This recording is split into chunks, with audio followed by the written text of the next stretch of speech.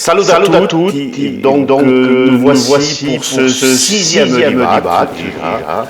Et comme d'habitude, on va essayer d'avoir des approches, je pense, un peu singulières dans la société corse qui s'étend sur beaucoup d'aspects et dans beaucoup de cercles.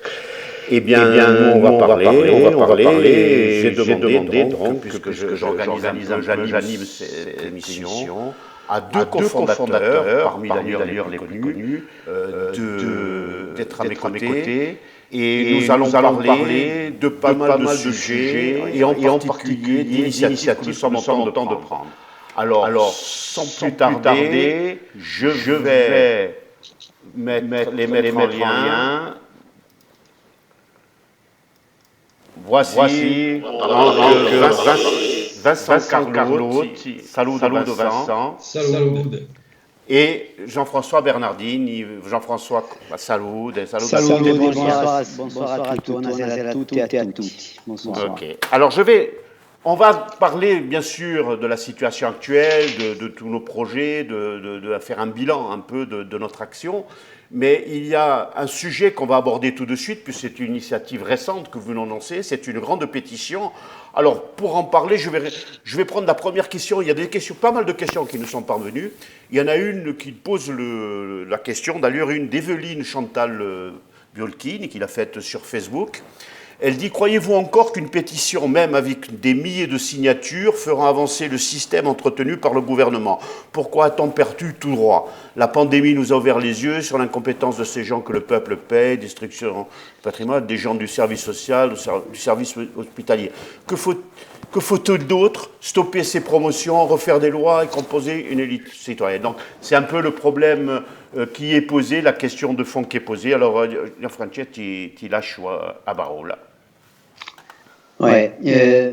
En préparant cette rencontre et cette initiative, on est bien sûr conscient de ce qui traverse notre société, c'est-à-dire du taux de résignation, de frustration, de déception qui peut affecter la société corse.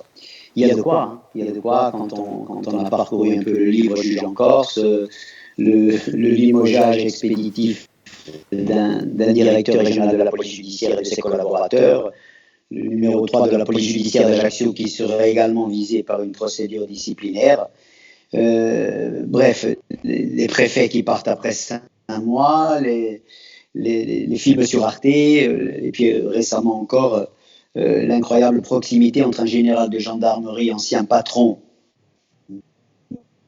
de la gendarmerie de Corse de 2009 à 2012, et qui devient responsable de la sécurité des présidents de la République, et qui serait en lien avec des mafieux insulaires, comme nous le livre Mediapart dans un article publié hier. Donc il y a comme ça une collection d'échecs, de doutes, de faillites, et qui peuvent justement nourrir cette perte d'espoir, de confiance. Ça ne changera jamais, on ne peut rien faire, c'est compréhensible.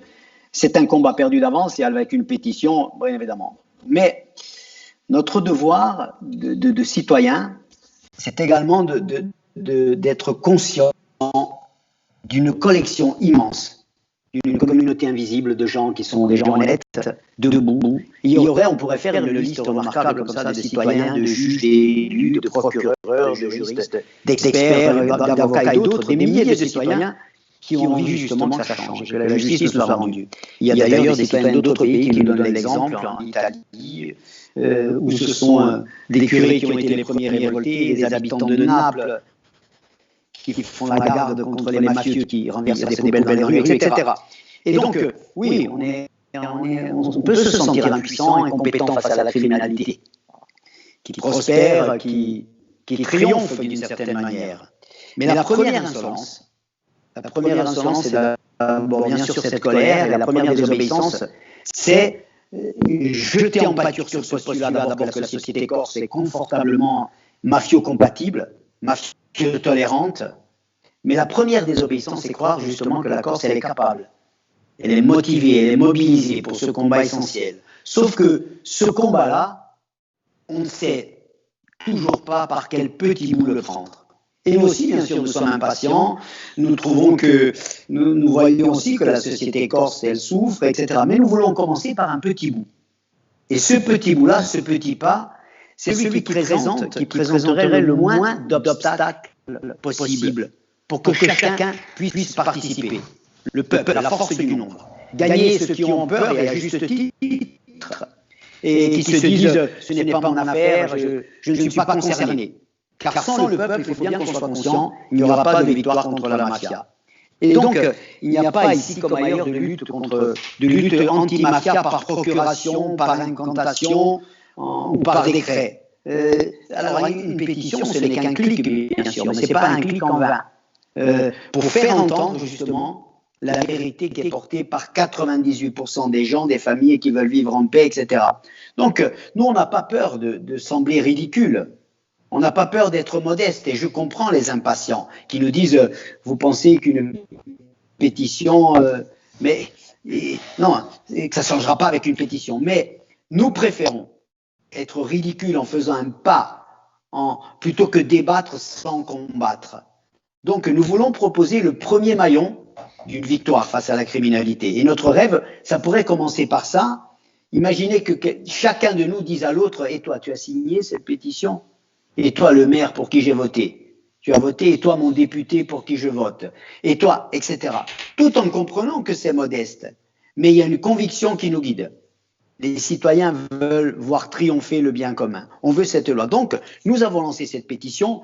Je rappelle, si tu le permets, donc qu'en Italie, depuis 1996, on a introduit le principe de la réutilisation sociale des biens confisqués et leur attribution en faveur d'associations ou de coopératives. L'association Libera, qui est un réseau anti-mafia national, a noté et considère aujourd'hui et prouve aujourd'hui combien c'était la marque du début d'une nouvelle phase du mouvement anti-mafia. Donc, et depuis cette loi en 1996, et les Italiens ont saisi 12 500 biens, dont plusieurs centaines ont été redistribués à des associations, à des coopératives, à des fondations, avec des immeubles, des terres, des maisons. On y produit d'ailleurs aujourd'hui des produits alimentaires. On organise du travail social, on produit des biscuits, des pâtes produites à partir de structures qui ont été confisquées et redistribuées pour usage social. Ils appellent ça d'ailleurs les saveurs de la légalité. Donc cette loi-là est une preuve visible, justement, pour les citoyens, qu'il est possible de vaincre la mafia, de rendre au peuple ce qui lui a été volé. Donc en France, bien sûr, il y a une loi qui permet de confisquer des biens criminels mafieux, mais ces biens sont revendus aux enchères, et même rachetés d'ailleurs quelquefois par d'autres mafieux solidaires. Et à notre avis, et à l'avis de tous les experts, de millions de citoyens italiens, cette application de la loi italienne est beaucoup plus efficace. Parce que c'est le peuple qui se réapproprie ce qui a été injustement acquis. Et nous nous réjouissons qu'en France, justement, cette proposition de loi, elle existe déjà. Elle a été votée par le Parlement, elle a été votée par la mairie de Paris. Nous exigeons que ça devienne une loi effective, que ce texte devienne un projet de loi, qu'il soit voté et que cette loi soit promulguée. D'ailleurs, au passage, imaginons un vœu unanime de la CDC, la collectivité de Corse, sur l'affectation sociale des avoirs criminels. Ce serait une très, très belle contribution. Donc, le procureur Bessoni, qui est aujourd'hui le directeur de l'AGRASC, c'est-à-dire l'agence de recouvrement des avoirs saisis, disait d'ailleurs dans une dernière interview, je le cite, « L'attribution sociale de ces biens sur le modèle italien vous semble-t-elle une bonne piste à explorer ?» Il disait « Ce dispositif me paraît tout à fait intéressant.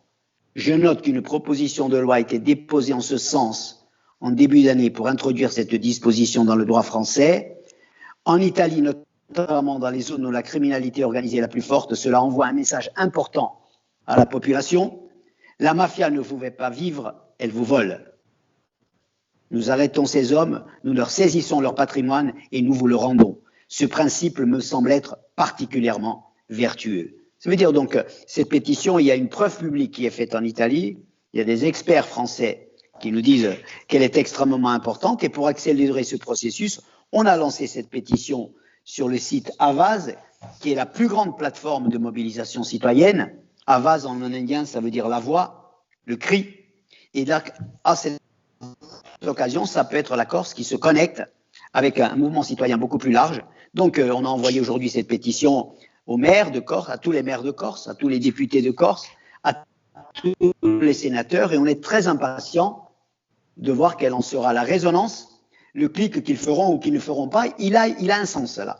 Et qu'on ne nous dise pas justement que sous prétexte que c'est anodin, on ne l'a pas fait, quoi, parce que cette excuse, elle n'est pas recevable. Et nous sommes appelés les uns et les autres à dire comment on crée cette liste d'honneur de citoyens qui disent « ouais, ce pas-là, je peux le faire ». Comment je peux être le premier village de Corse dont la population signe à l'unanimité cette pétition-là. Je crois que ces petits gestes-là, ils sont essentiels pour être un premier maillon d'une victoire sur cet immense défi qui est devant nous. D'ailleurs, on publiera avec l'accord de ceux qui le souhaitent cette liste d'honneur de la citoyenneté corse. Alors, Vincent, est-ce que tu as quelque chose à rajouter peut-être à ce que vient de dire Jean-François ? Oui, sur ce point-là, je vais pas répéter ce qu'a brillamment raconté Jean-François.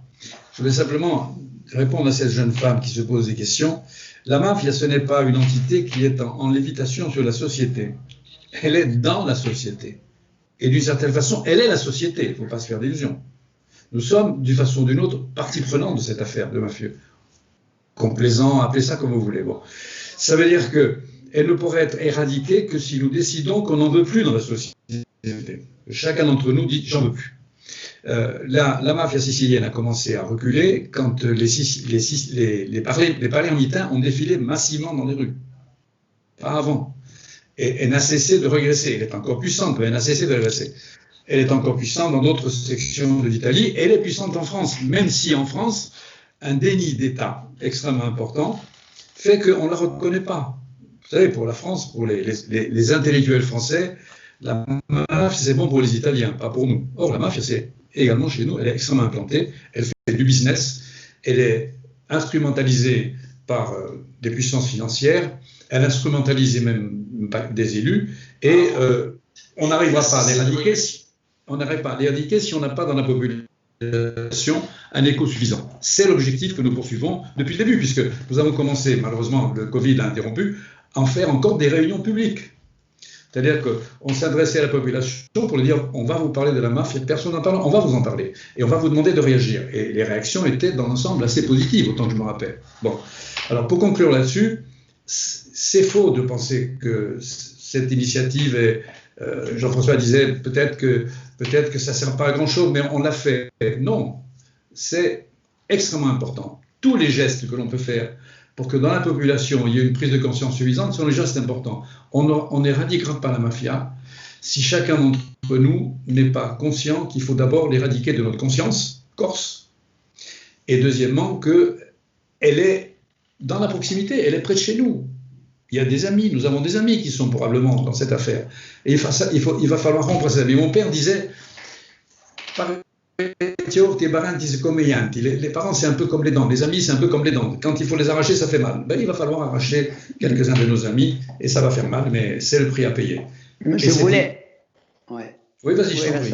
Non, je voulais rajouter une petite chose, je suis là-dessus. Vous savez, je pense que tous, en tant que citoyens, nous devons être convaincus qu'il y a un principe qui est un dénominateur commun à toutes les luttes populaires qui triomphent.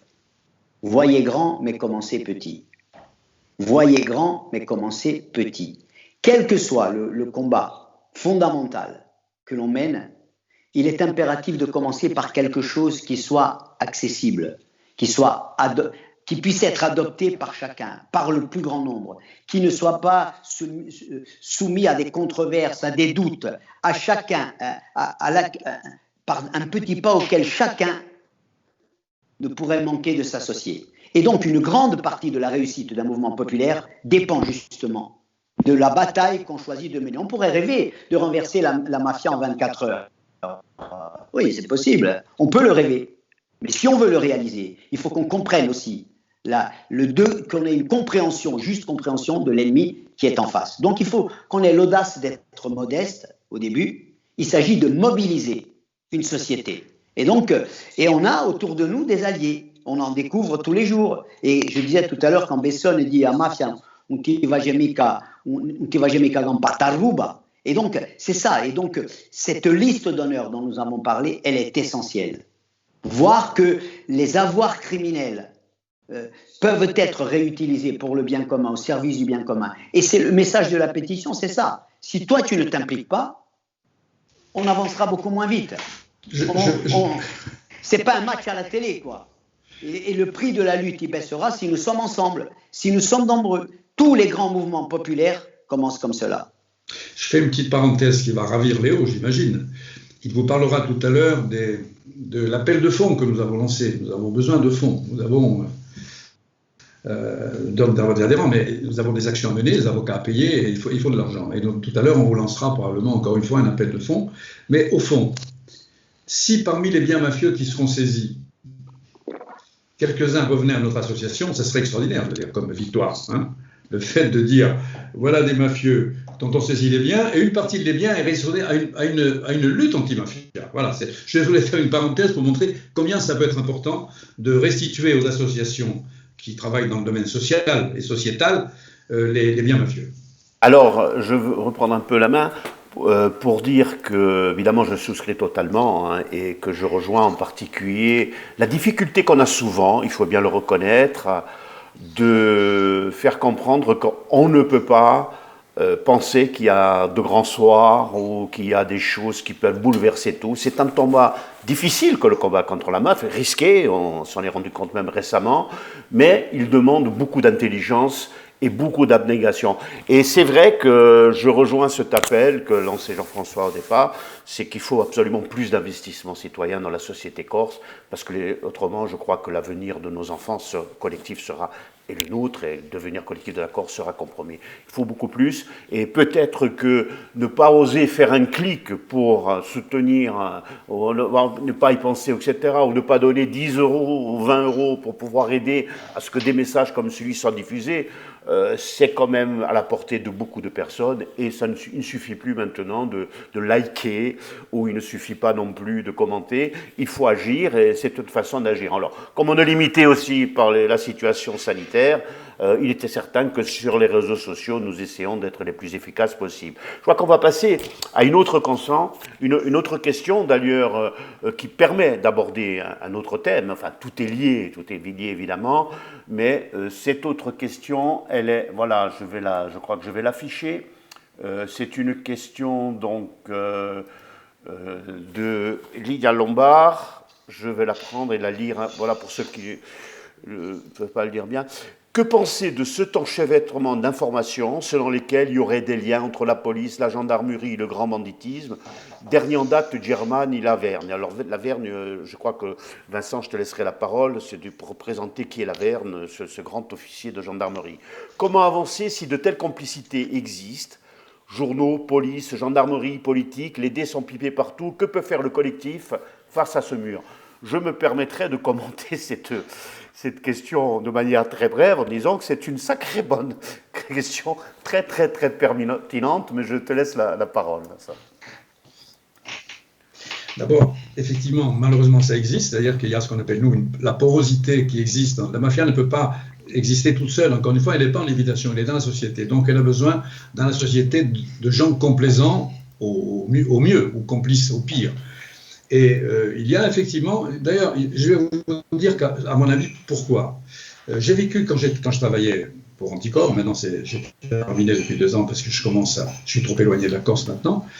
On a eu un cas comme ça dans le Fiumorbo, où on s'est aperçu qu'on ne pouvait pas compter sur les services de gendarmerie pour avancer dans une question grave. Et on s'est aperçu pourquoi. Pourquoi? Parce que les gendarmes avaient travaillé avec des indicateurs. Les indicateurs de police sont des gens qui donnent des renseignements. Et quand on travaille avec un indicateur de police, on le couvre. Et parfois, on le couvre pour la bonne cause, mais parfois, on le couvre.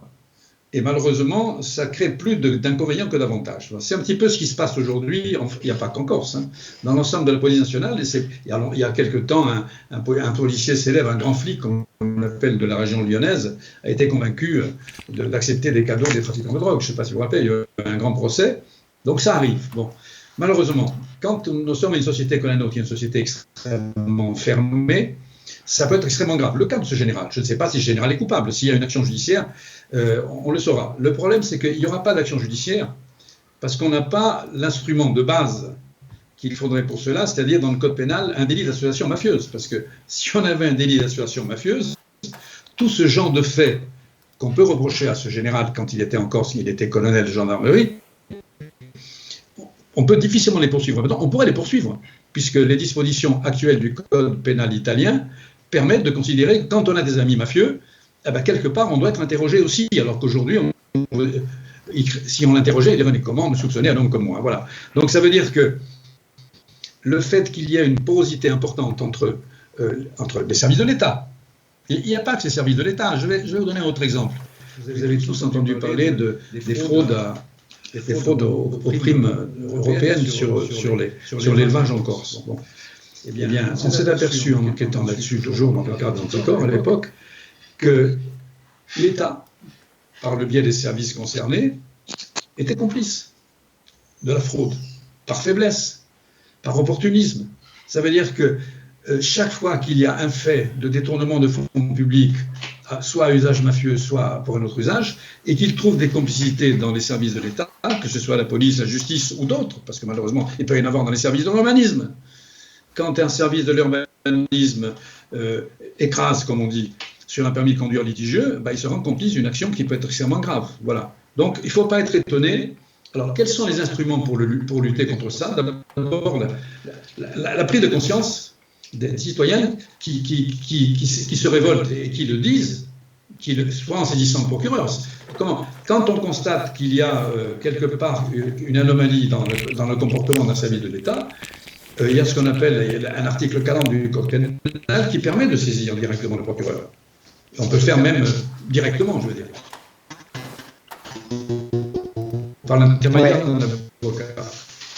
Vincent, je voudrais compléter une lecture qui complète ce que tu dis. Effectivement, on pourrait lire cet article qui est paru dans Mediapart au sujet donc de la complicité d'un plus haut personnage de la sécurité avec des mafieux, en disant, bon, ils sont tous pourris, c'est pourri jusqu'au sommet de l'État, on s'en sortira jamais, on n'a aucune chance. D'ailleurs, personne ne soupçonnerait qu'à ce niveau-là, il se passe des faits de ce genre. C'est-à-dire entendre, parce que l'enquête de Mediapart, elle est particulièrement sérieuse, et on se base sur des écoutes téléphoniques où on entend des voyous qui se réjouissent de la promotion d'un gendarme à un plus haut niveau de responsabilité. Hein, c'est-à-dire, on entend dire ça va être bon pour nos affaires. Ok. C'est donc d'une gravité scandaleuse. Donc si on met ces lunettes-là, effectivement, on se dit, bon, il n'y a rien à faire, effectivement. D'ailleurs, je précise, et tu l'as dit, la notion de mafia, elle existe et elle est vive à partir du moment où il y a une corruption, une complicité jusqu'au plus haut service de l'État. C'est ce qui la différencie d'une simple criminalité. Mais je dirais qu'il peut y avoir une deuxième lecture. On pourrait percevoir dans cet article de Mediapart un signe d'encouragement incroyable. Parce que ce qui a été révélé, effectivement, c'est un scandale, mais aussi on révèle à l'intérieur du système l'existence de gens particulièrement compétents qui veulent combattre cela, qui sont nos alliés, qui sont des gens courageux, qui sont honnêtes, qui ont rendu visible qu'il y a un système immunitaire à l'intérieur. Et donc, ces alliés les plus précieux, qui sont des fonctionnaires de police, courageux, honnêtes, c'est ceux-là qui nous permettent, justement, de ne pas céder au désespoir. Il y a des gens qui font plus que bosser à ce niveau-là. Ils ont eu cette intelligence. Ce sont des alliés incroyables. C'est-à-dire qu'ils nous disent, ils témoignent, ils disent, on n'en a pas parlé à notre hiérarchie parce qu'on n'a pas confiance. Effectivement, c'est un indicateur d'un système inquiétant. Mais il y a des gens qui sont capables, à l'intérieur, de payer ce prix-là, de prendre ces risques-là. Et les vrais héros de cette histoire, ce sont eux. C'est-à-dire que pour eux, les ennemis, ce sont leurs supérieurs, qui sont les alliés du crime. Ce sont leurs supérieurs qui les mettent en danger. Et eux, ils font preuve là d'un courage immense. Ça, je crois que c'est un espoir incroyable. Après, je ne parlerai pas des journalistes, du travail des journalistes dans cette affaire-là, des journalistes courageux. Il y en a en Corse aussi. Et ça, c'est aussi un signe extrêmement encourageant. Il doit forcer notre admiration. Et si nous mettons justement nos lunettes de clairvoyance, on se rend compte qu'on a des alliés. Parce qu'il y a des gens honnêtes partout. Et effectivement, si on était en dictature, cet article ne sortirait pas. Et les fonctionnaires là, qui ont parlé, qui ont témoigné, etc., il y aurait beaucoup de... Bref, il faudrait vraiment s'inquiéter pour eux. Donc il y a encore suffisamment de gens honnêtes à l'intérieur du système, compétents, courageux. Et nous sommes là, le rôle de nos collectifs, c'est justement de dire qu'on a ces alliés-là, ici, sur le continent, dans le monde. Et la pétition, elle peut servir à cela. On a autour de nous des gens aussi qui sont vigilants, qui sont compétents, qui sont courageux, qui payent le prix et qui nous donnent heureusement des informations comme celle-là. Et ça, ce sont des petites victoires qu'il faut signaler. Je te rejoins vraiment tout à fait et je me permettrai d'ajouter qu'on a vu que malheureusement, et on le regrette, s'il n'y a pas cet apport extérieur au niveau médiatique, on s'y annonce. À part quelques journalistes très courageux, c'est encore plus courageux, puisqu'ils contrastent singulièrement avec cette peur. Moi, je peux la comprendre, la peur. Hein. Il est évident qu'on a tout le monde a peur. Mais quand même, et même certaines fois, on ne peut que regretter qu'il n'y ait pas même de reprise d'informations. Je me rappelle qu'à un moment donné, Le Monde avait pris, en citant ses sources, des éléments, et personne pratiquement n'a repris. Ensuite, il y a des travaux vraiment remarquables qui ont été faits, en particulier sur Viastel, en particulier également sur RCFM, mais dans l'ensemble, honnêtement, il y a un contraste terrible. C'est pour ça que nous allons faire bientôt une émission, débat, consacrée à la liberté de la presse sous l'emprise mafieuse. Vincent ? Juste un mot pour dire que, comme disait Jean-François, il y a des choses positives qui se passent. Par exemple, en quelques mois, ont été édités 2 livres sur les faits mafieux. Le premier, c'est Les jeunes femmes dans le livre Vendette, et le deuxième, c'est celui de Marie-Françoise Stéphanie, que je suis en train de lire, si vous voulez. C'était pas le cas il y a simplement 4-5 ans, si vous voulez. On commence à avoir des gens qui sortent des bouquins dans lesquels ils mettent des faits, des noms, et ce sont des jeunes femmes. En plus, c'est 3 jeunes femmes. Et c'est d'autant plus intéressant. Ça veut dire que chez nous, je suis persuadé que les femmes ont un rôle extrêmement important dans cette affaire. Comme elles l'ont toujours été, comme elles l'ont été il y a quelques années dans le combat contre la violence, si vous voulez. Alors, malgré tout, il ne faut pas être pessimiste. Il y a beaucoup de raisons d'être pessimiste. Mais il y a un petit peu, quelque part, des étincelles qui sont en train d'éclairer le ciel, si vous voulez, qui peuvent peu à peu exploser dans le bon sens du terme. Et effectivement, une pétition peut aider à éclairer le système. Parce que si tous ces gens se rassemblent et qu'on arrive à sortir de ce cercle pessimiste pour entrer dans un cercle vertueux, on aurait fait un pas de géant. D'ailleurs, personne n'ignore les attaques qu'a subi Léo il y a quelque temps. Ouais. Bon, c'est pas un hasard de la part de certains organes de presse et de certains avocats, que je ne citerai pas ici. Ça n'est pas pour rien. Ça veut dire que notre action gêne. Et notre action gêne d'autant plus qu'on sera supporté et écouté par davantage de gens. Donc la pétition, de ce point de vue, elle peut être non seulement utile, mais essentielle. Elle permet une participation active du citoyen. Chacun peut faire ce pas-là. C'est pas un acte héroïque, mais c'est un acte extrêmement important. On pourrait d'ailleurs solliciter toutes les organisations religieuses de Corse, par exemple. Tous les francs-maçons, j'espère que tous les francs-maçons qui sont d'ailleurs cités dans cet article de Mediapart, puisque un des mafieux faisait partie du réseau franc-maçon, je suppose que tous nos amis francs-maçons vont signer cette pétition. Ils sont invités à le faire, ils sont invités, toutes les confessions. On a un devoir moral, une sorte de... Bref, pour que toutes ces valeurs qu'on retrouve dans les traditions respectives de chacun, bref, n'oublions pas que le pape a excommunié des mafieux et ceux qui collaborent avec eux en disant il s'est exclu de la communauté des chrétiens. Justement, faisons au moins un petit pas, quoi. Ce petit pas-là, on peut le faire. On peut dire c'est bien qu'ils sont volés au commun, c'est bien qu'ils sont volés à l'intérêt collectif. Il faut les rendre au peuple. Et ça commence comme ça. Et quand on voit l'impact que cette loi a eu en Italie et qu'elle continue à avoir aujourd'hui, on se dit mais nous là, commençons par la demander, commençons à demander à nos élus. Et toi, tu as signé. Et toi, c'est très intéressant de voir la résonance. On disait tout à l'heure que cette pétition aura justement au niveau de nos amis élus et des représentants de notre communauté, quoi. Je crois que ça, c'est capital. 2 chiffres simplement pour éclairer un petit peu l'opinion. En Italie, en 2010 et 2012, c'est les articles les plus anciennes, mais c'est les seuls que j'ai trouvés qui soient fiables, la saisie des biens mafieux a constitué un capital de 11 milliards d'euros. C'est extraordinaire, je veux dire. En France, on n'en est pas là, mais ça progresse, si vous voulez. En France, on arrive à des chiffres peut-être moins importants, mais significatifs. L'AGASC fait l'État, donc qui est dirigé aujourd'hui par le procureur Besson, qui a été procureur encore pendant 3 ans, fait état de 66 ventes immobilières organisées en 2007, dont 58 réalisées pour un montant total de 8 millions d'euros. Vous voyez que c'est faible.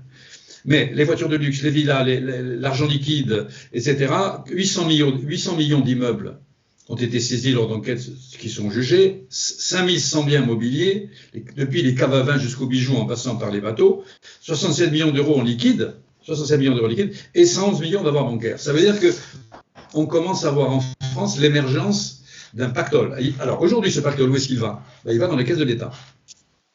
Et c'est pas normal. La députée qui a déposé la proposition de là dit c'est quand même cynique que l'État récupère cet argent alors qu'il peut les mettre dans le budget de l'État pour en faire à peu près n'importe quoi. Il serait quand même plus utile d'utiliser pour des actions sociales ces biens-là. Voilà, c'est un petit peu toute la démarche. Ça veut dire que malgré tout, le fait qu'il y ait, comme l'a dit Jean-François tout à l'heure, la mairie de Paris qui a déjà débattu de ces questions, qu'à l'Assemblée nationale, il y ait des députés comme cette jeune femme du MoDem d'ailleurs, pour déposer ce projet de loi qui est en pleine discussion. Il a été voté par le Sénat, il faut qu'il vienne devant l'Assemblée nationale. C'est extrêmement positif. Alors, mais je veux dire quand même que si l'Assemblée nationale sentait qu'il y avait une pétition qui aurait beaucoup de succès, peut-être que ça la motiverait encore davantage, parce que les députés, ils ne sont pas fous, ils savent qu'il faut suivre quand même un peu l'opinion. Alors, je ne peux qu'encourager, pour terminer là-dessus, après on passera à la suite, tous les gens qui nous écoutent, non seulement à signer la pétition, mais à la faire signer par leurs amis, leurs parents, jusqu'à ce qu'on arrive à un chiffre suffisamment conséquent pour qu'on sente qu'on commence à mobiliser l'opinion. Alors juste parce que vous n'avez pas, vous ne visionnez pas parce que vous n'avez pas d'écran de retour. Les questions. Il y avait beaucoup de gens qui interviennent, qui envoient des messages, qui défilent dessous. Là, mais vous ne le voyez pas. Moi, petit à petit, je l'ai fait passer. On en a déjà eu une bonne quinzaine. Donc, la plupart sont des affirmations qui rejoignent nos préoccupations. Hein. Je vois que, par exemple, notre cofondatrice Cécile Froufragiami, que je salue, dit que la corruption fait le lit des dérives mafieuses, ce qui est vraiment un point essentiel. Pascal Bruno, qui est aussi un fidèle soutien du collectif, dit « Observez ce qui se cache derrière les gènes pour comprendre le double jeu, le double discours de nos semblables ». C'est plus philosophique, mais ça mérite d'être exposé. Lydia Lombard, qui revient, puisque c'est elle qui a suscité un peu notre débat par sa question, elle met « On connaît la compétence de Mediapart, mais si c'est pour classer l'affaire au bout de quelques années, comme on vient de voir ces jours-ci dans un autre domaine, alors, il est sûr que, bon là j'y réponds, il est sûr que toutes les affaires que sort Mediapart, si elles étaient jugées, je pense que les tribunaux seraient largement encombrés et qu'il y a une remise en cause considérable de tout le système politique et judiciaire, et c'est certain. Mais n'empêche qu'aujourd'hui, grâce à des journalistes libres, qui peuvent aussi parfois peut-être se tromper, peu importe, hein, comme tout le monde, mais la plupart du temps, je crois qu'ils visent juste, comme le Canard enchaîné en particulier, comme le Mediapart, comme aussi, tu as pas cité des journalistes courageux, des journalistes corses qui font des livres ou qui interviennent également de manière assez précise, ça sait quand même avancer les choses. Moi, je ne prends qu'un exemple. Tout à l'heure, tu as eu la gentillesse de me parler de la situation dans laquelle je me suis retrouvé. Je tiens, parce que je ne l'ai jamais fait à travers l'émission, à remercier, mais vraiment,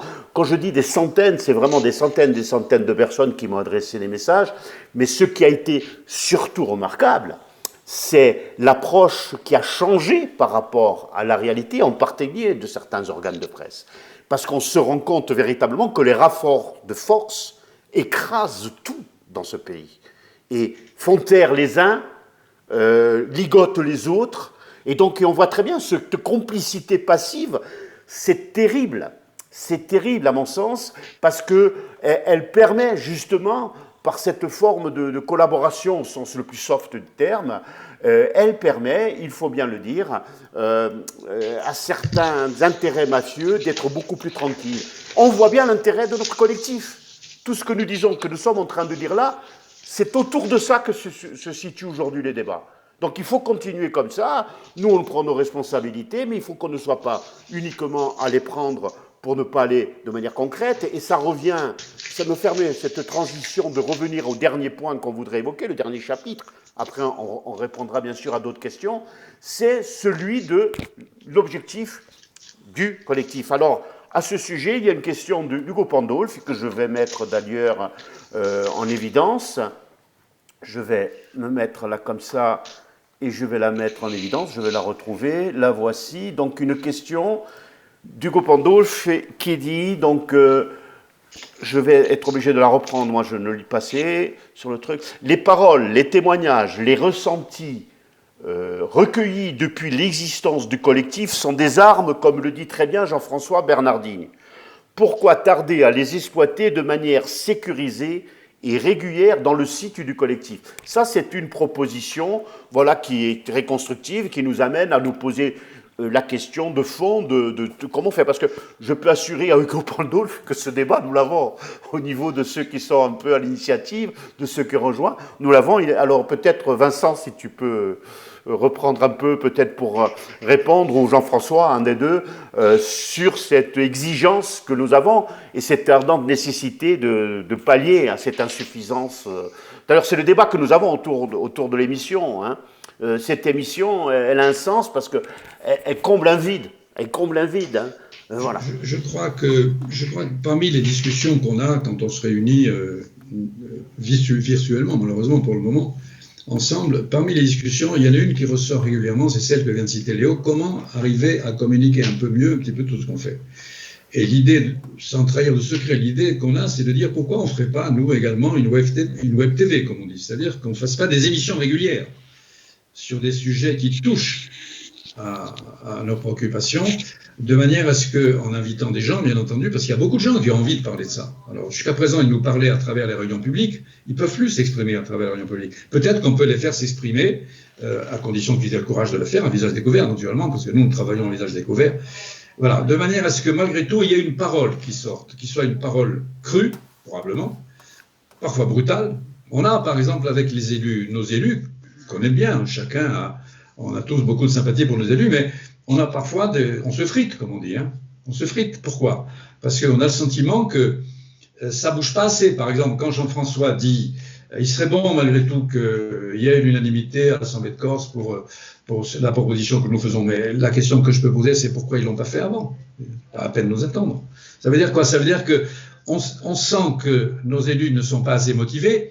Et c'est pour ça que, à mon avis, la pétition va les entraîner. Parce que si les élus sentent que le peuple est derrière ce genre de proposition, ils vont faire, vous savez, le eletti sono un po' come i pastori, sono sempre a redo, sono des pecore, sempre a redo. Bon. Et on n'est que quand les pecore si rassemblent che si mettono avanti. Bon, voilà, c'est tout. C'est un peu ça. Alors je dis, allons-y tous ensemble parce que il faut faire bouger la société. Pour faire bouger la société, il faut qu'elle s'amuse, qu'elle se mette en mouvement elle-même et qu'elle arrive à faire bouger les autorités religieuses. Il n'est pas normal, si vous voulez, que les autorités religieuses ne s'expriment pas plus violemment et brutalement et sèchement, comme l'a fait le pape d'ailleurs, sur ces questions-là. Est-ce que le pape en cause n'aurait pas l'audience que d'autres papes ont eue? C'est pas normal. Oui, on est dans une société où dire la vérité coûte cher. Et les Corses, même inconsciemment, ils connaissent bien la troisième langue de la Corse, c'est-à-dire celle de l'intimidation, celle de la peur, celle des réticences, etc., celle du manque de confiance dans les institutions, qu'on le veuille ou pas. Et donc, ils connaissent le prix à payer. Et ça, c'est une réalité. Mais pour que ce prix-là baisse, il faut que nous levions le doigt. Il faut que nous faisions le petit pas. Et c'est le seul moyen, justement, pour faire baisser le prix de la vérité. Que la Corse n'ait pas besoin de héros, mais elle a besoin de citoyens debout. Alors, tout à l'heure, tu disais les perspectives. On le sait, les militants anti-mafia en Italie, ils vous le disent, la mafia, ça commence par des petites choses. C'est poser une chaise devant le parking pour que tu puisses te garer tous les matins, sur un parking public. Mais la lutte contre la mafia, elle aussi, elle commence par des petites choses. Et ces petites choses-là, aujourd'hui, nous voulons créer une petite occasion de le faire, pour qu'on le fasse ensemble. On est d'accord avec l'impatience, l'indignation, la perte de confiance. On n'a jamais eu de juge Falcone en Corse, effectivement. On n'a jamais eu de maxi procès, d'accord? Bertolt Brecht disait autant d'injustice et si peu de révolte. C'est ça qui nous interpelle. Autant d'injustice et si peu de révolte. Mais la vraie révolte, mes amis, les vrais combattants, ils savent qu'on ne peut pas gagner un combat contre un ennemi de ce genre du soir au matin, comme ça. C'est-à-dire un système qui traverse l'intérieur d'une société en étant tonitruant avec des coups de gueule. Non, c'est pas celui qui criera le plus fort. C'est même s'il y a des moments où il faut crier fort, où il faut faire des vagues, où la colère, elle est utile, mais la colère, c'est un carburant. Pour quel moteur? C'est ça l'intéressant. Quel moteur on veut mettre? Dans quel moteur on veut mettre? Oui, on va au service d'un moteur citoyen. Et éviter le piège, justement, de cette forme de naïveté contemporaine qui croit qu'on détruit le capitalisme en cassant une vitrine, vous voyez, ou en brûlant une agence bancaire, et croire qu'on détruit la mafia avec des coups de boutoir comme ça. Non. Donc nous, notre rôle, c'est de maintenir debout, d'élargir ce cercle. Les attaques contre les uns ou les autres, contre les hauts, sont des attaques contre l'existence de ces collectifs. Et c'est le signe, justement, sont la preuve que ces collectifs commencent à avoir un poids et qu'on aimerait bien les faire taire. Donc, le pire des votes pour la mafia, le pire des votes au profit de la mafia, c'est de penser que rien ne changera jamais. On n'a plus que le silence. Et donc, c'est leur accorder un triomphe, mais définitif. Et choisir aujourd'hui de dire, je ne suis même pas capable de faire un clic pour une pétition. Donc, ouais, je veux bien les discours, les colères, mais il n'y a aucun acte posé, aucun acte concret. Et donc, nous, notre rôle, c'est de donner ce courage social, mais de le donner ensemble.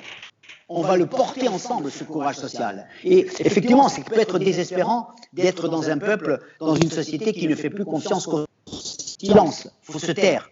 Donc nous, nos perspectives, Léo, tu disais, c'est quoi? Eh bien, on va continuer à mettre sur la place publique cette question de la dérive mafieuse, l'aide aux victimes, la mémoire des victimes. Bien sûr, il faut structurer. On n'est encore rien, on est un petit collectif, ok, mais la mémoire des victimes. La mémoire des victimes a été le moteur en Italie pour l'engagement. Et puis, observer quels sont les élus qui vont se précipiter pour soutenir ce combat-là. C'est très intéressant.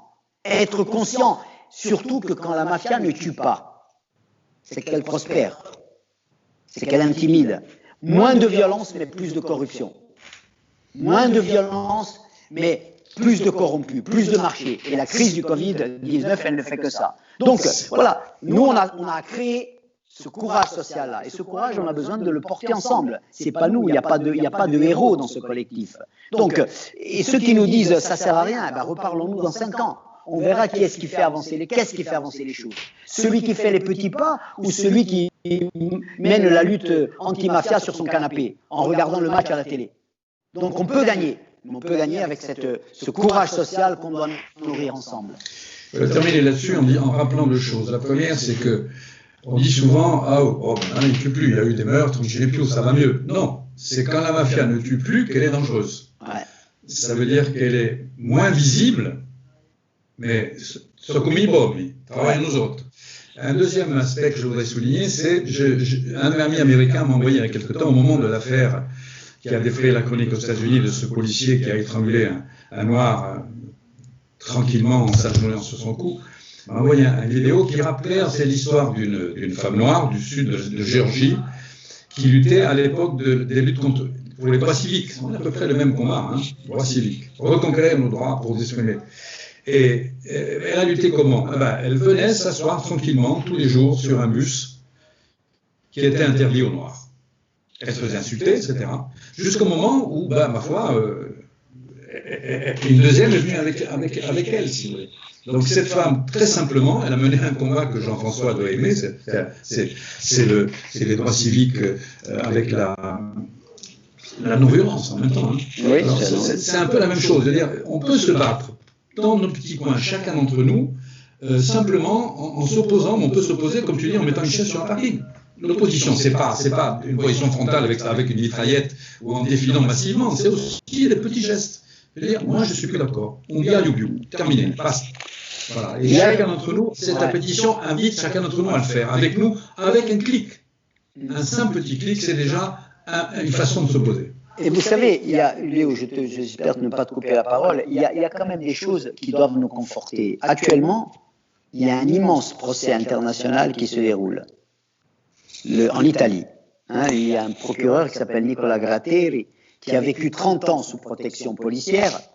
Et depuis le 11 septembre 2020, il y a donc un maxi-procès en Italie qui vise la mafia calabraise, qui est présente sur tous les continents, bien sûr. Et lui, ce procureur, il dit, et je pense que l'Europe la sous-estime complètement. Donc c'est un maxi-procès avec 452 accusés et 438 chefs d'accusation, associations mafieuses, narcotrafic, enlèvement. Est-ce que d'ailleurs, en Corse, on entend parler d'enlèvement? Écoutez, il y a des derniers faits qui ont été commis dans cette île qui sont de véritables enlèvements. Ça nous parle ou pas? Dissimulation de cadavres. Dissimulation de cadavres. Ça nous parle ou pas? Donc, il dit, depuis plus de 20 ans, je cite, les mafias préfèrent corrompre plutôt que tuer.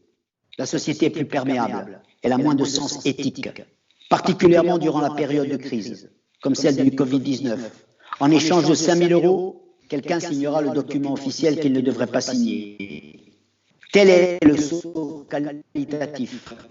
La mafia n'a plus besoin de faire usage des armes ou de brûler des voitures. Il suffit de payer et l'argent de la donner, le carburant, moins de violence, plus de corruption. Le procureur Gratteri nous prévient, je précise que le procureur Gratteri est un procureur italien et l'Italie n'est pas une république bananière. D'accord? Donc il dit, la loi italienne contre la mafia est la plus avancée du monde. Les autres pays européens ne sont pas équipés du point de vue du droit pour lutter. Notre Europe est trop faible face à la mafia. Ça aussi, ça fait partie des experts et des acteurs qui ont une expertise et une compétence que ni moi, ni personne n'a peut-être dans ce collectif, mais il est très important de savoir accueillir et de donner un écho à ces paroles-là. Je complète ce que tu disais. J'ai publié sur Facebook il y a quelque temps un article que j'ai trouvé dans Courrier International sur une nouvelle façon pour les mafieux, italiens bien sûr, mais également internationaux, de s'investir dans la banque, dans de petites banques. Ils prêtent de l'argent. C'est-à-dire qu'ils profitent du Covid qui met en difficulté des entreprises, et surtout les petites entreprises, pour dire à l'hôtelier qui est en difficulté, écoute, tu as besoin de fric, on le sait, alors écoute, voilà, nous on te donne de l'argent, on te prête de l'argent. Mais avec des taux d'intérêt déments, si vous voulez, parce qu'au bout d'un moment, il cède son affaire. Ça veut dire que le Covid, c'est non seulement une peste, la nouvelle peste pour nous, mais c'est pour la mafia, c'est une source de profit supplémentaire. Ces gens-là qui ont une imagination débordante, ils se sont infiltrés, ils sont en train de faire du business sur le malheur des entreprises qui vont se déclarer en faillite. Alors, avec Léo, on avait écrit, il y a quelque temps, on avait saisi le ministre de la Justice et le ministre de l'Intérieur pour leur dire « Regardez, surveillez de près ce qui va se passer encore dans les tribunaux de commerce, parce qu'on craint qu'il y ait les mêmes démarches qui aboutissent à la prise en main de nombre d'entreprises par ces gens-là. » Je ne sais pas si tu as eu la réponse, en tout cas, je n'en ai pas eu connaissance.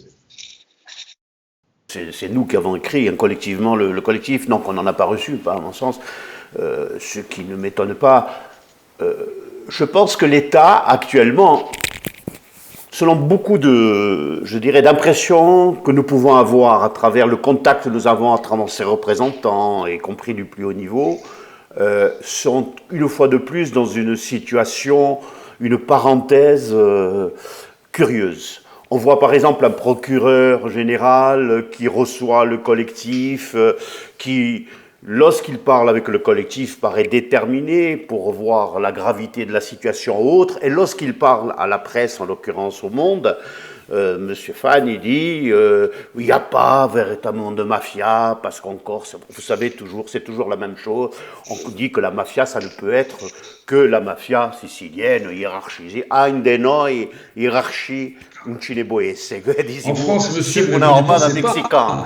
Mais ce qui est quand même, et je le dis sincèrement, ce qui est quand même embêtant. Et ça rejoint d'ailleurs, je vois, Léa Lombard, qui décidément, cette émission l'inspire, nous dit, pourquoi lorsque je parle du collectif, avec des Corses, ils me disent, je suis d'accord sur la philosophie, mais pas 3 points de suspension, et ils se taisent. Je ne crois pas qu'il s'agisse de peur. Alors c'est quoi cette barrière? Alors moi je vais lui répondre de manière presque péremptoire, pourtant le sujet est délicat et peut-être subjectif, parce que je me suis souvent posé la question. Je pense que c'est quelque chose qui a toujours existé depuis le début de l'histoire de l'humanité. Et ça a été expliqué d'ailleurs par des philosophes. Moi, je vous envoie même à des textes de Sartre en la matière, qui en parlent très bien. Je ne veux pas donner le nom de cet article, de son prise de position, parce que cela apparaîtrait comme dur par rapport à des gens qui finalement sont dans le déni. Ils sont dans le déni, alors il faut qu'ils se réfugient quelque part. Pourquoi ne vont-ils pas plus loin?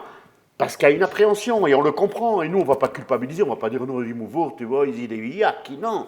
Il y a une appréhension parce qu'ils sont dans leur vie, ils pensent que ça va continuer comme ça, c'est bien, bon, il y a des problèmes, le Covid et tout ça, on sert d'être... Mais bon, ça va, oui, et puis, bon, des gens font des affaires, ma foi, il y a toujours des gens qui font des affaires. Ceux qui ne perçoivent pas, ils me font penser à ces gens, d'ailleurs, parenthèse, je souvent dis, mais à ceux qui ne trient pas parce qu'ils disent que le tri, ça ne va jamais, que se retrouver tous ensemble. C'est-à-dire, il faut le déni. Alors, des fois, c'est des attaques des personnes. Hein, on a vu ce que ça a donné en ce qui me concerne.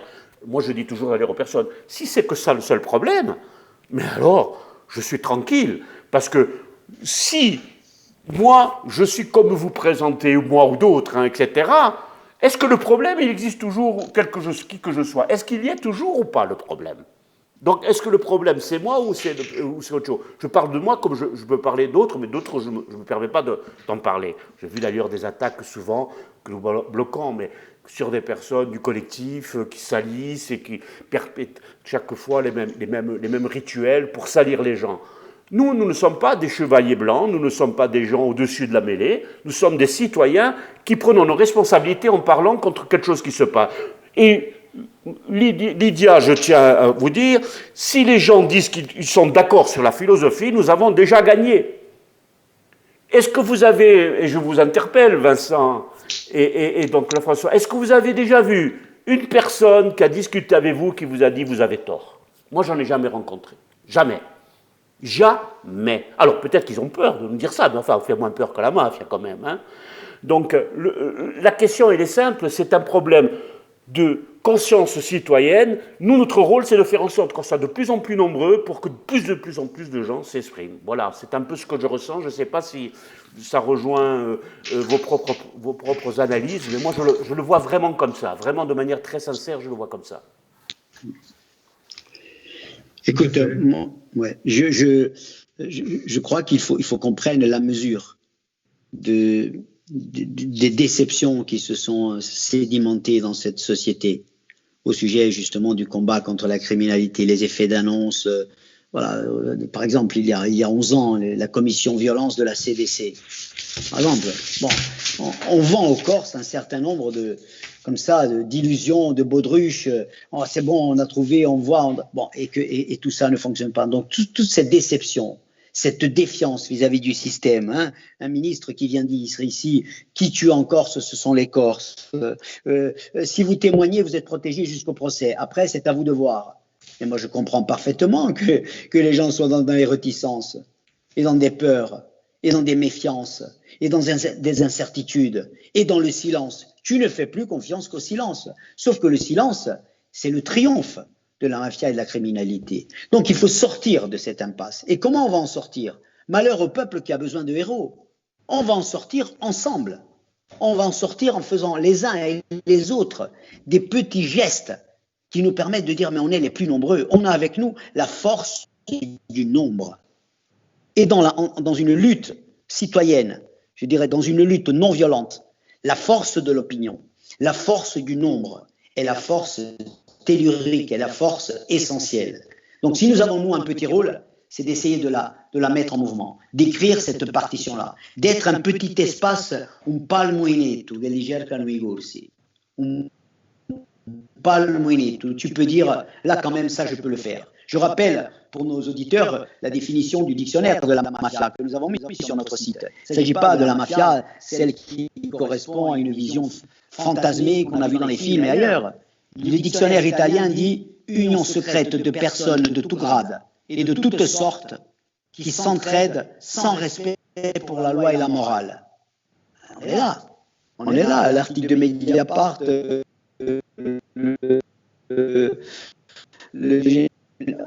bref, on le voit bien de quoi il s'agit.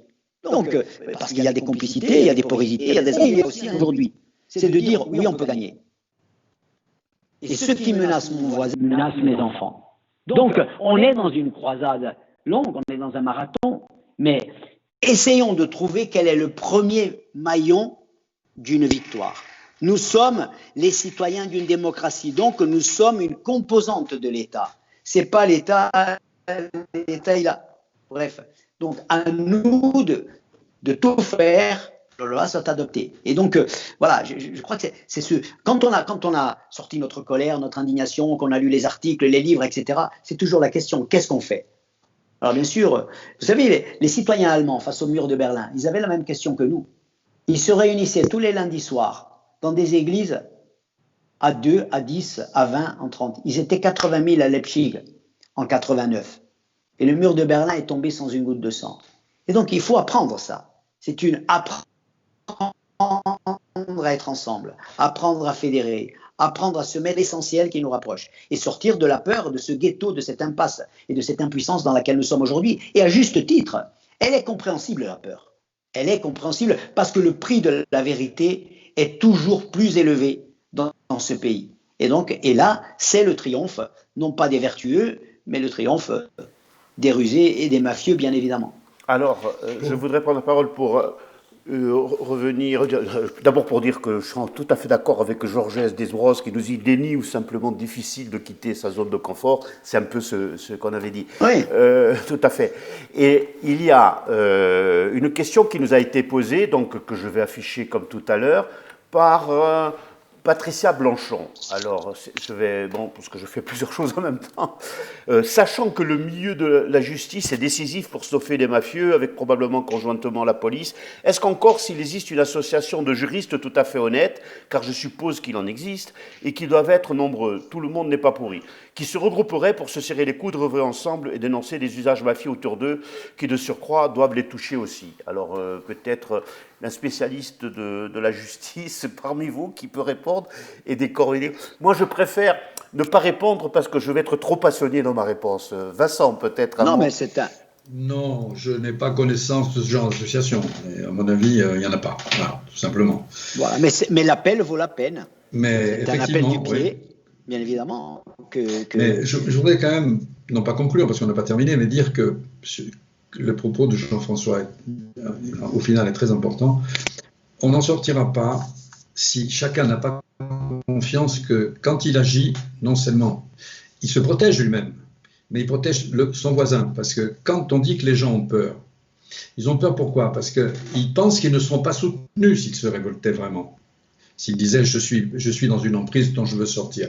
Je me rappelle souvent quand il y avait beaucoup d'attentats contre les rapatriés. Un jour, j'étais maire d'Alire et à l'époque, je rentre dans un bistrot et mes concitoyens étaient en train de discuter. Il venait y avoir un hangar qui avait sauté, pas très loin d'Alire.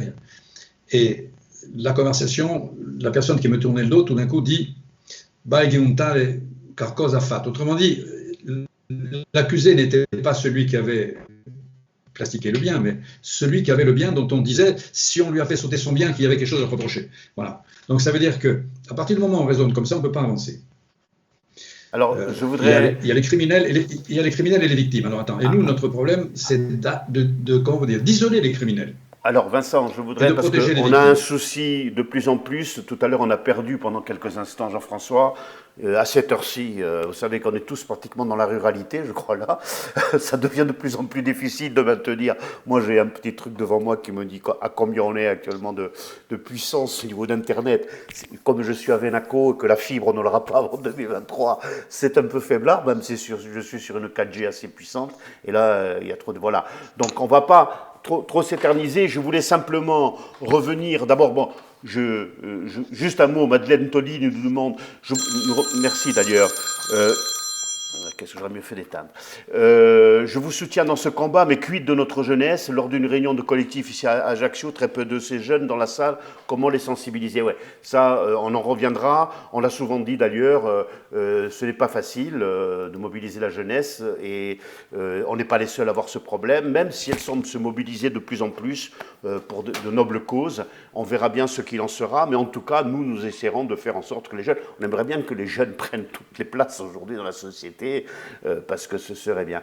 Ensuite, il y a un dernier point que je voulais voir avec vous, c'est véritablement ce tact citoyen qui est d'aider financièrement le collectif. Pourquoi? Parce que le collectif, sa seule force de frappe aujourd'hui, c'est Internet. Et sur Internet, s'il n'y avait pas les moyens pour aider au message, je vous prends tout simplement cet exemple-là d'aujourd'hui. Cette émission, elle va être vue, si nous ne faisons rien, elle va être vue par 15 à 20 000 personnes, c'est sûr, dont 7-8 000 vont la voir pratiquement intégralement. D'ailleurs, il y en a déjà beaucoup qui la regardent en ce moment, mais surtout quand elle va être diffusée, elle est déjà sur notre site, elle va être sur YouTube, etc. Bon, voilà. Mais si nous mettons des moyens autour, eh bien, il y aura 50 000 personnes. C'est-à-dire que nous allons multiplier par 3, voire même par 4. Donc notre but, c'est qu'il y ait le plus grand nombre de personnes qui nous suivent. Alors, on a besoin d'une aide. Alors, je vais superposer donc le site pour vous rappeler, tout simplement, hein, qu'il suffit d'aller ici, là, on va remonter, voilà. Vous allez sur le site et vous avez toute la marche à suivre pour faire un don. Voilà, vous avez la pétition. Avant la pétition, vous avez, voilà, soutenez concrètement le collectif. Nous passons par une plateforme, une association bien connue, qui est donc cette plateforme Allo-Asso, qui est véritablement... la prochaine fois, je déconnecterai. Je suis pas occupé. Fiable. Oui. Donc, qui est, voilà, vous pouvez faire ce que vous voulez. Hein. Moi, je vous suggère de donner, si possible, tous les mois, même 10 euros, hein, 20 euros, selon vos moyens. Ça permet de voir loin. Mais faites-le, on a besoin. On a quand même, à ce niveau-là, déjà quelques aides, mais on aimerait en avoir beaucoup plus. Voilà. Hein. OK. Ensuite, est-ce que vous avez quelque chose à rajouter Jean-François, puisque tu es toujours en ligne. Non, oui. Simplement. Là, on doit tous partir avec la conviction que ce petit clic, il a un grand pouvoir. Et donc, on attend que chacun d'entre nous ait cette force-là, cette capacité-là, de mobiliser autour de lui, qu'il y ait des initiatives. J'aimerais bien qu'il y ait un petit village de Corse qui dise chez nous, toute la population a signé à l'unanimité. Je crois que c'est ça qui donne des signes, qui nous envoie des messages, qui nous connecte sur le positif, sur le possible, qui nous sort de l'impuissance. Je crois que c'est un petit geste, mais qui peut avoir un pouvoir immense. Et cette liste d'honneur des citoyens de Corse et d'ailleurs du monde entier, parce qu'Avaz nous ouvre cette perspective-là, qui se relient, qui sont en réseau sur une lutte qui est planétaire aujourd'hui, ça peut être un encouragement majeur. Donc, si Bobinci a mafia, faisons de ce combat un combat abordable pour tous, par tous, pas un combat de héros, on l'a dit, mais un combat de citoyens. Et ça, c'est à notre portée. Moi, je voudrais, pour conclure, comme Jean-François, dire que si on sortait d'ici en ayant convaincu chacun d'entre nous, chacun des gens qui nous écoutent, qu'il a en main un pouvoir qu'il ne soupçonnait pas, simplement de l'utiliser par un clic, c'est rien un clic, hein. On a gagné. Voilà, c'est tout. Et je vous souhaite à tous une très bonne soirée et on vous retrouvera, j'imagine, Léo, assez rapidement les uns les autres sur nos émissions. Oui, en tout à cas, fait. On invente là un premier maillon d'une petite victoire, très modeste mais précieuse. Je vais presque laisser la parole de la fin à Cécile Moufrage, qui est cofondatrice. Elle dit, il n'y a pas que le déni, il y a la difficulté à imaginer comment l'on sort de cette situation alors que les mafias se développent partout dans le monde sur fond de globalisation économique, financière et criminelle. On sait bien que sans volonté et relais politique, les citoyens sont abandonnés à leur propre capacité à réagir, à agir, de l'importance des juges et de la anti-mafia. On la rejoint, mais peut-être qu'il faut peut-être voir un peu plus de potentiel dans la mobilisation citoyenne. Parce que finalement, si des avancées ont eu lieu dans le monde depuis la nuit des temps, c'est toujours des mobilisations citoyennes, avec leurs imperfections, avec également les situations évidemment difficiles que peut avoir certaines situations lorsqu'on est au XVIIe, XVIIIe siècle, on ne raisonne pas comme aujourd'hui. Mais je crois qu'aujourd'hui, ce que nous faisons est très moderne. Et que moi, je suis confiant parce que déjà, nous avons fait pas mal de choses. Faisons bouger les choses avec d'autres, hein, nous ne sommes pas les seuls. Il ne faut pas oublier qu'il y a d'autres associations qui, dans tous les domaines, sont en train d'agir de manière remarquable. Certaines le font depuis très longtemps, de manière très courageuse. Je pense en particulier à celles qui défendent, qui pallient aux carences de l'État par rapport aux spéculations immobilières, etc. Mais ça ne suffit pas. Et bien sûr, nous misons sur la jeunesse. Alors, le débat sur la jeunesse a suscité beaucoup de réactions. Hein. Marie-Josée Bartoli propose d'intervenir dans les lycées avec support de film ou pas. Il y a également Étienne Milly qui dit la jeunesse est régalée à regarder Mafiose, un épisode aujourd'hui elle s'y est identifiée. Je ne pense pas que ce soit tous les jeunes. Je crois même que c'est une minorité de jeunes. En ce qui concerne également, il y a la barrière, dit Pascal Bruno, comment dénoncer ce qui se passe entre le blanc et le noir. Ouais, c'est toujours le même thème qui est repris. Et on remercie Patricia Blanchard également, qui vient de prendre l'émission, elle a vu qu'on avait parlé de choses. Alors la chaise vide, je dis au revoir à la chaise vide donc, de Vincent. On vous donne rendez-vous la prochaine fois. Je pense qu'on le fera ça tous les 15 jours. Hein. On essaie de s'organiser. Ce n'est pas évident, mais je pense que ça a relativement bien marché. Vous voyez, le fait que j'ai une certaine disponibilité, ça m'a permis, je pense, de faire passer correctement tous les messages. Et merci Jean-François, hein, parce qu'à chaque fois, je crois que c'est un plaisir d'échanger nos points de vue, parce que ce qui est remarquable aussi dans notre collectif, c'est qu'il y a des sensibilités incroyables. D'ailleurs, si vous voyez ce que nous exprimons les uns et les autres sur d'autres sujets, vous verrez qu'il y a des nuances. Je ne dis pas qu'il y ait des oppositions, ça, le fondamental, on est quand même sur l'essentiel. Mais il y a des nuances, mais ce qui nous rejoint, c'est la certitude que c'est de nous dont dépend l'évolution de la Corse. Alors, merci. En tout cas, on continuera à se battre pour que la parole permette de marginaliser certains comportements qui sont suicidaires pour notre île et particulièrement pour notre jeunesse. Vi ringraziamo e a bene. Buonasera a tutti. A bene.